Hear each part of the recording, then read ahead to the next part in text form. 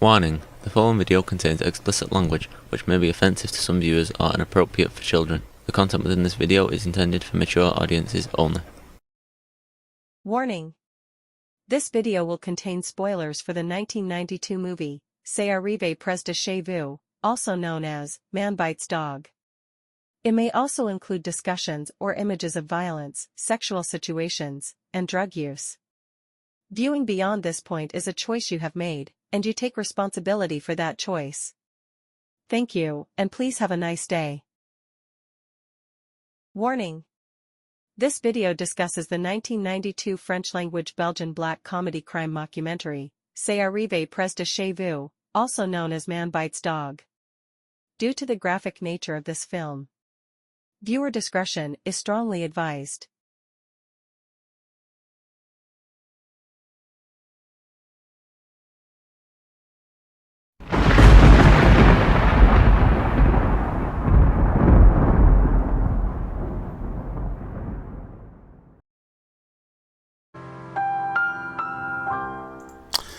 Hello and welcome to this video. I hope everyone is doing well. I hope everyone is doing fine. And I hope everyone is being treated justly by the universe. Today's film, and I'm going to reiterate the warnings from the intro, the opening credits, whatever you want to call them. This movie is a very graphic movie, very explicit movie. Viewing beyond this point right here is a choice that you have made. And because I've warned you already that this is going to contain some very graphic content, some very explicit content, watching beyond this point is a choice you've made, and you take the responsibility for making that choice. Now, those people that are still with me, this movie is Man Bites Dog. The French, I am not going to attempt to pronounce it just because my tongue does not work that way. And it would just be bad. I know, thank God for text-to-speech that we got it in the multiple warnings coming into this film. But what the French translates into is, it happened near your home.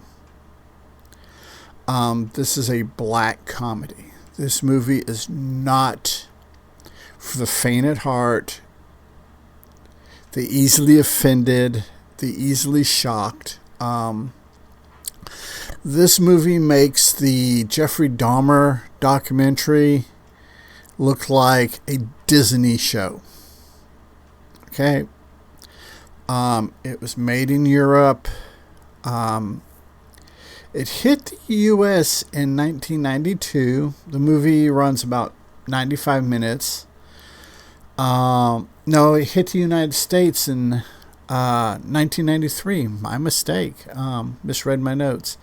It premiered at the Cannes Film Festival on the 11th of May, 1992. It dropped in the U.S. January 15th in 1993. My bad. The movie was made on a budget of equivalent to 33,000 American dollars. The movie pulled in the equivalent of 3.5 million American dollars. So this movie did pretty damn good for the money that was spent on it. It's also garnered a pretty good cult following. It received an NC-17 rating in the U.S., which, in my opinion, after watching the movie, is kind of being lenient by the MPAA. But it did win a award, Belgian Film Critics Award, and a Caravans Award for Best Film, which is presented by the Belgian Film Critics Association. I should probably read my notes further before I open my mouth. The movie, it's a mockumentary. It's a fake documentary about an amateur film crew trying to make it big, basically following a serial killer. Your serial killer is very Quantico from Quantico, the FBI place. He checks off each and every box for serial killer. Nihilistic, narcissistic, homophobic, misogynistic, racist, violent. And you've got this film crew just follow him around. Part of it is through the movie, the film crew gets sucked into his life. They become part of it. They start to take on his characteristics. They start to become these sadistic monsters that they're following around. And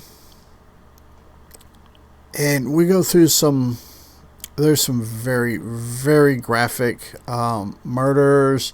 He explains why he murders rich elderly people versus young couples. He goes on a very detailed rant, not really a rant, an explanation of how you weigh down bodies for disposal and like throwing them in a river or something like that, because a young woman's body, the bones are different than a young man's body. An older person has a different bone structure, muscle density and all that, whereas children have different density, muscle densities, bone densities. So you have to weigh them when you go to dispose. If you're gonna dump them off into a river or a lake or something like that, you have to have different ways of weighting them down so they stay sunk. We as the viewer get to partake in some really, really graphic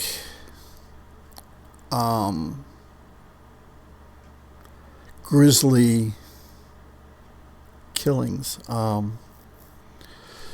and Ben, our serial killer, is happy.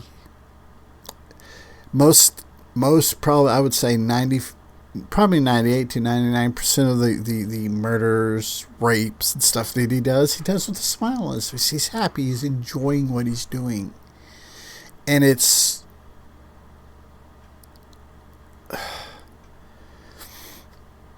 really unsettling. I mean, this film can be some hellacious nightmare feel. For people who are sensitive to such things.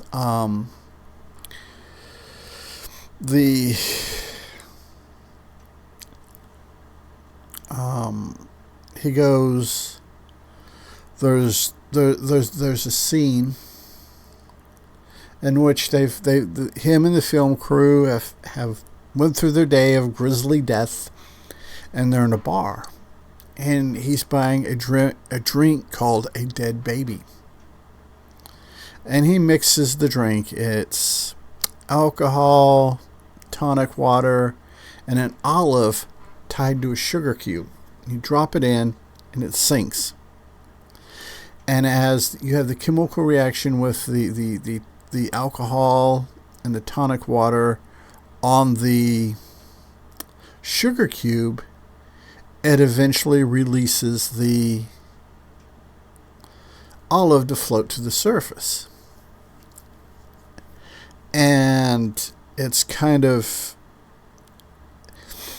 set as a comedic scene in the movie, but it's just very chilling, very blood chilling. How it reflects how he disposes of bodies. Now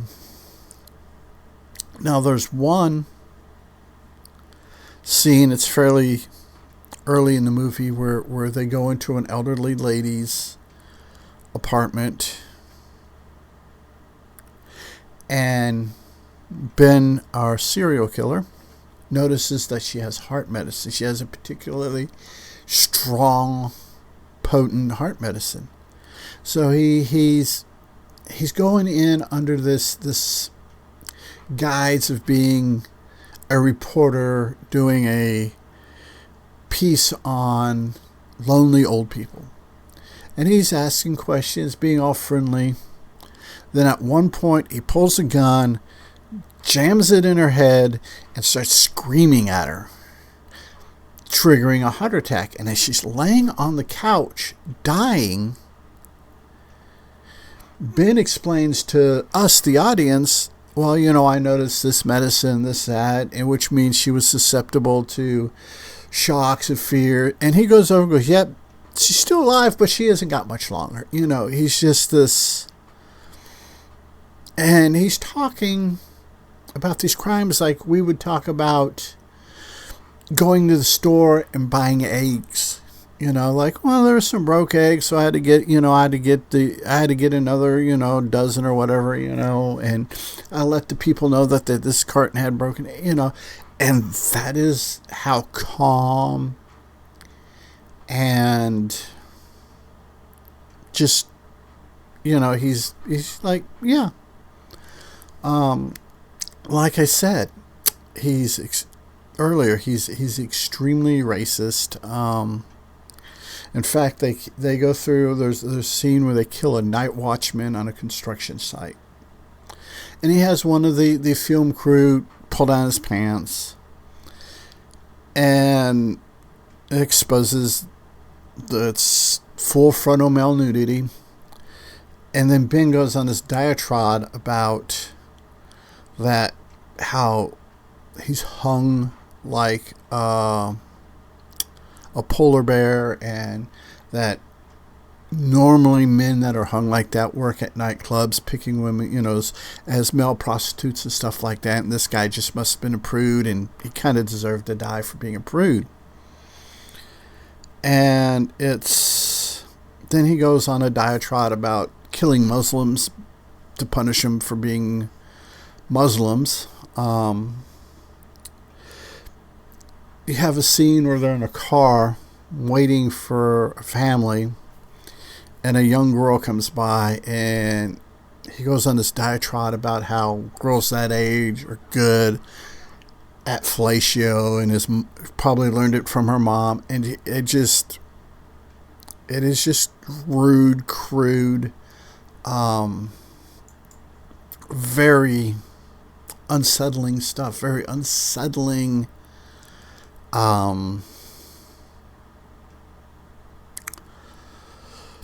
Just Ben, the actor who played Ben, did it really well. And there are certain scenes, and I don't know why these scenes triggered this reaction in me, but the actor came across as very Liam Neeson. Just calm, collective, not, getting excited.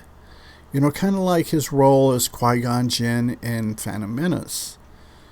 And it's just this calm, almost zen way of dealing with these murder, that what he's doing, for him, there's no, he is so sociopathic that it's crazy. It's at the very beginning of the movie, we get a thing where he kills a postman. He says he enjoys killing postmen because he can dress up like them and deliver the people's parcels and find out the best targets. And he goes on this diatribe about, this is where we get the diatribe about the old versus the young, couples versus singles, and how he prefers women because women don't have the strength to fight back very well. And it's disturbing. I have a high tolerance for stuff like this, which comes with 25 years working in the penitentiary.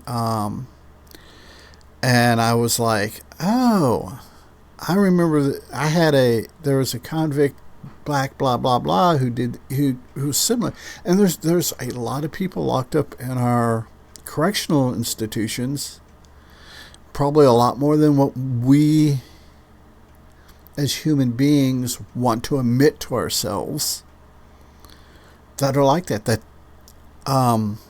when I worked in administrative segregation, there were gang members that talked about going out and exacting revenge or doing a hit or something in the exact same way, the exact same manner that Ben addresses us, the audience, in this documentary. And that's what kind of unsettled me a little bit, was how true to life that this was, how true to life that this that they captured. As a correctional officer, I worked around those people. I dealt with those people on a daily basis, and it's one of those things you couldn't trust anything they said, but you had to check it out. And it is kind of eerie. It's kind of for me, who's had real life experiences with people like that. It's to see it captured so well. So I don't want to say perfectly, because it's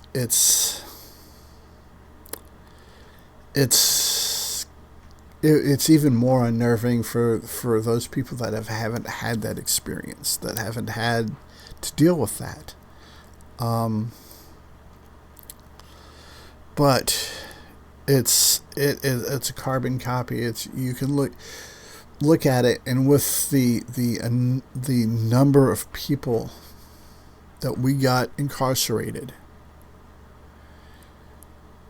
that are like that are just, to them, murdering somebody or raping somebody or doing God knows what to somebody